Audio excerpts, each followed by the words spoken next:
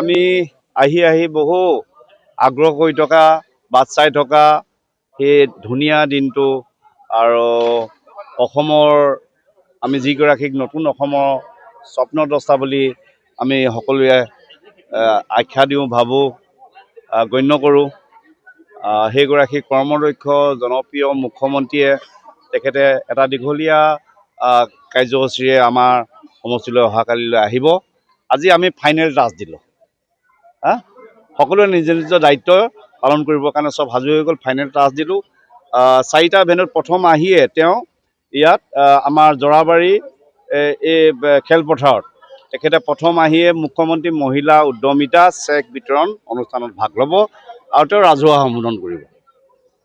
তাৰ পৰৱৰ্তীত তেওঁ বেলেগুৰি সত্ৰলৈ ভ্ৰমণ কৰিব।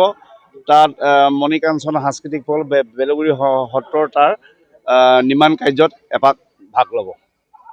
তাৰ পৰৱৰ্তীত তেখেতে আহি মাধৱদেৱ কলাক্ষেত্ৰত আমি যিভাগ অত্যাধুনিক শীততাপ নিয়ন্ত্ৰিত প্ৰেক্ষাগৃহ নিৰ্মাণ কৰি সাজু কৰি ৰাখিছিলোঁ সেইভাগৰ তেওঁ দ্বাৰ উদ্ঘাটন কৰিব আৰু তাতে কলাক্ষেত্ৰতে তেওঁ তাৰ মিউজিয়াম আৰু কিবা দুটামান অনুষ্ঠানত তেওঁ নিৰীক্ষণ কৰিব।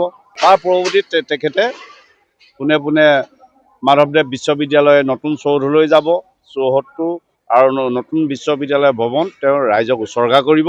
তাতো ৰাজহুৱা সভা তেওঁ সম্বোধন কৰিব। তাৰ উপৰি দুই এটা আৰু বিষয় ইয়াৰ পৰা ভাৰ্চুৱেলি যেনেকৈ আমাৰ দৈচিঙা পথাৰৰ ইনডোৰ আউটডোৰ ষ্টেডিয়াম ভাৰ্চুৱেলি ইয়াৰ পৰা ৰাইজক উচৰ্গা কৰিব। তাৰ বাবে আমি বিহপুৰীয়া সমষ্টিবাসী ৰাইজৰ মাজৰ পৰা আমাৰ কাৰ্যকৰ্তাৰ ফালৰ পৰা আমাৰ জনপ্ৰতিনিধিসকলৰ ফালৰ পৰা তেখেতৰ আগমনটো যাতে আমি সাংস্কৃতিময় কৰি তুলিব পাৰোঁ, তেখেতৰ আগমন আৰু গোটেই ভ্ৰমণসূচী যাতে সুন্দৰভাৱে সফল কৰি তুলিব পাৰোঁ, সেইটোত আমি গুৰুত্ব আৰোপ কৰি পিনি সকলোৱে কাম কৰি আছোঁ। একেলগতে যিহেতু গোটেই বিহপুৰীয়া সমষ্টি মাতৃ সমাজ কাইলৈ ইয়াত সমবেত হ'ব, তেওঁলোকক কেনেকৈ আদৰিম, কেনেকৈ আপ্যায়ন কৰিম, কেনেকৈ তেওঁলোকৰ মুখত হাঁহি বিৰিঙাম, তাৰ বাবে আমাৰ পূৰ্ণ প্ৰস্তুতি চলি আছে। তাৰ বাবে সাজু হৈ উঠিছে। তেওঁলোকৰ মুখত হাঁহি বিৰিঙাবৰ বাবে সকলো ধৰণৰ প্ৰস্তুতি সম্পূৰ্ণ হৈছে। আটাইতকৈ এটা সফল যাতে অনুষ্ঠান হ'ব পাৰে বিহপুৰীয়া তেওঁ ভিজিটকেইটা তেওঁ যি কাৰ্যক্ৰম লৈ ৰাইজৰ মাজলৈ আহিছে তাৰ বাবে আমি সকলোৱে সাজু হ'লোঁ আৰু তাৰ বাবে গোটেই বিহপুৰীয়া সমষ্টিটো সজাই পৰাই তুলিবৰ কাৰণে আমাৰ যুৱ বন্ধুসকলে লাগিছে।